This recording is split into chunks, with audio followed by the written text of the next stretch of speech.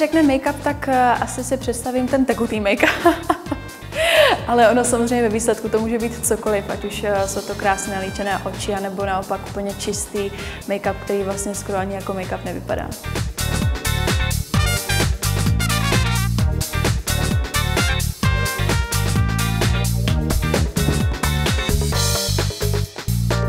Cítím se trošku obnažena, protože jsem skoro nahá.